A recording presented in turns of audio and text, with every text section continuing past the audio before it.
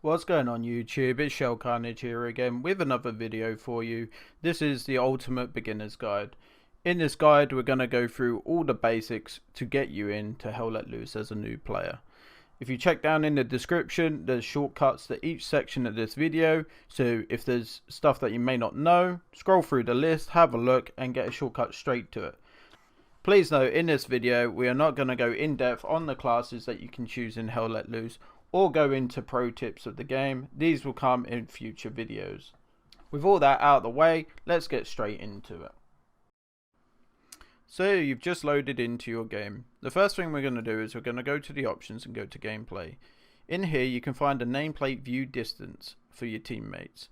I recommend to set this between 250 to 500 meters. This will help you avoid team killing fellow soldiers once you get into the game. The other thing I would do is turn down dead bodies despawn delay down to the lowest amount. This will help your FPS during your gameplay. The other noteworthy thing is that you can hide vote kick requests. Generally I have this set off because I find it blocks up a lot of my screen when I'm playing. Right guys, now we've got the settings out of the way, let's head over to the barracks and check out the customization. As you progress through the game, you will level up each individual class as well as your own personal level. As you level these classes up, it will unlock new loadouts for these classes. For instance, with the automatic rifleman, your standard issue will come with a bar plus 2 grenades. As you level this class up and get to level 3, you will get a veteran option which will give you a Thompson plus 2 smoke grenades. As well as being able to customize your loadout, as you level up your classes and your personal level, you will be able to unlock new appearances. Some are locked behind free DLCs which were released in the past, so unfortunately, unless anything changed, you may not be able to unlock these. Right guys, now we're finished with the customization, let's head over to the server browser and look for a server. I would recommend to all players, new and old, to make sure they keep an eye out for community servers instead of the official ones. The reason that I recommend community servers is because they've got coordination, they've got more teamwork, more communication, and in general are way more helpful to newer players. Once you find that server that you really enjoy playing on, one of the things you can do is set it as your favorite server. To do this, you need to click the little gold star on the side of the screen. Right guys, now that all that's out of the way, let's get straight into a game. I've already picked our side, we're United States. The first thing we need to do is pick a squad and join it. For this video, I'm going to join the King squad. The next step is to select your role. What I would recommend is talking to your squad leader as soon as you get in and ask him which role he would prefer you to play and explain that you're new. If you hold down the C key, you will see your name appear down in the bottom left corner.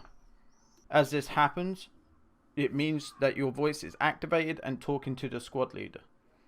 Do not be afraid if they do not talk back. Sometimes they don't have mics. It does happen in this game. For this, we are going to pick the machine gunner role and confirm. The next thing we need to do is select a spawn point. In Hell Let Loose, you have two options for a spawn point. The first one is the triangular looking one. This is a squad outpost and can only be used by your squad. The second one is the circular Garrison icon. This is used by your whole team. Once you're happy with the spawn point that you have selected, click the deploy button. This usually takes 40 seconds for a garrison and 20 seconds for an outpost as of this video. Now we've finished talking about the spawning system, let's move on to Hell Let Loose's pinging system. The pinging system is probably one of the most strongest assets in your arsenal to help provide intel to the rest of your team. To use the pinging system, all you have to do is point in a location and push the middle mouse button. The best way to utilize your pinging system to provide your squad with the most intel is to first to find the target. Once you have found the target, push the middle mouse button in. This will ping the location. As you ping the location, make sure you tell your squad members what you are pinging. There is no good pinging if there's no intel to follow up.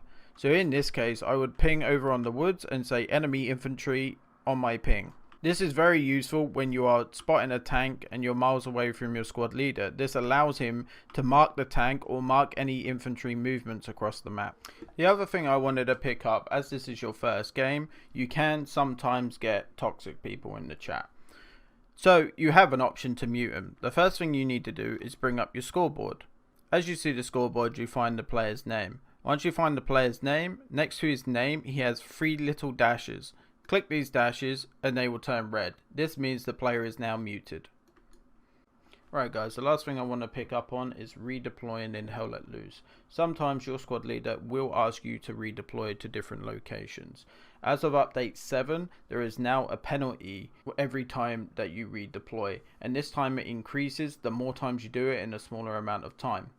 Redeploying in Hell Let Loose is fairly easy. All you have to do is hit escape, click redeploy and then confirm. Right guys, so now we've got that all out of the way, you know how to play in a squad. You know how to redeploy and you know how to chat. You know the basics of being in a squad. But what if you want to play with friends or start your own squad? To start your own squad, all you have to do is click create unit.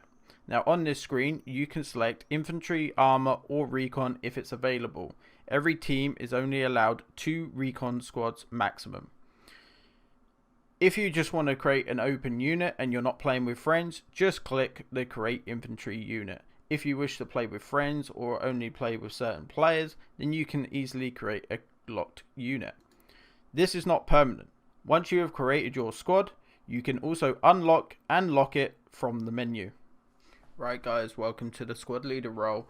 Now that you have taken this role on, it's your responsibility to talk to the commander and the other squad leaders to bring your team to victory.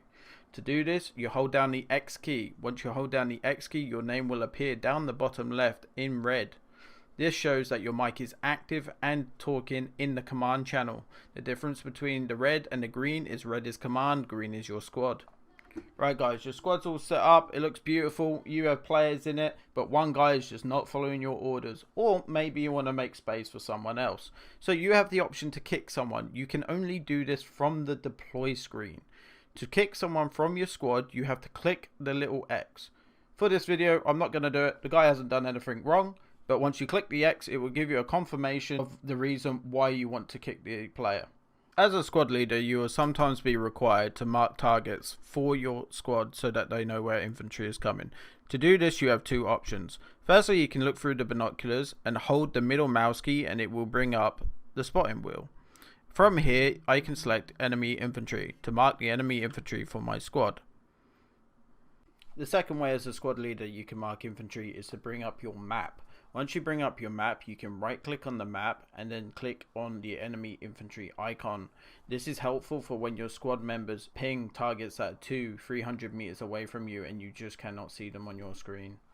I think it's also very important to note that you do not need to use map or binoculars to ping a target. As you just saw, I was running along with my rifle.